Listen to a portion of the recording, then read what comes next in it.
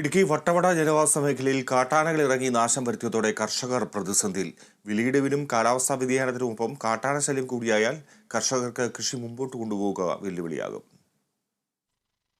വട്ടവട മേഖലയിലെ ആളുകളുടെ പ്രധാന വരുമാന മാർഗം പച്ചക്കറി കൃഷിയാണ്.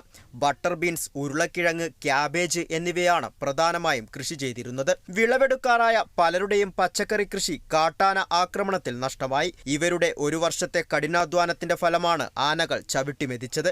കൃഷിയിടങ്ങളിൽ കാട്ടാനകൾ ഇറങ്ങി നാശം വരുത്തിയതോടെ വലിയ ആശങ്കയിലാണ് പ്രദേശത്തെ കർഷകർ. ആന വന്ന ചരിത്രമില്ല. ആന വരും പിന്നെ പോകും. ഇപ്പം ഈ 2 പ്രാവശ്യം വളത്തോട്ട് ഭാഗത്ത് ആന വന്ന് കൃഷി ഭയങ്കര നാശനഷ്ടപ്പെടുത്തിയിട്ടുണ്ട്. ഞങ്ങൾ കൃഷി നമ്പി ജീവിക്കുന്ന ആൾക്കാർ, പച്ചക്കൃഷി നമ്പി ജീവിക്കുന്ന ആൾക്കാരാണ്.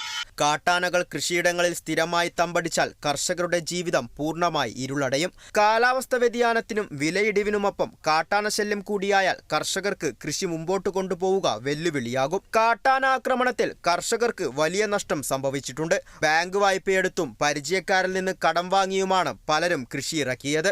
കൃഷി ആനകൾ നശിപ്പിച്ചതോടെ എങ്ങനെ പണം തിരിച്ചടക്കുമെന്ന വിഷമത്തിലാണ് കർഷകർ. പഴത്തോട്ടം മേഖലയിലായിരുന്നു ആനകൾ കൃഷിയിടങ്ങളിലിറങ്ങി നാശം വിതച്ചത്.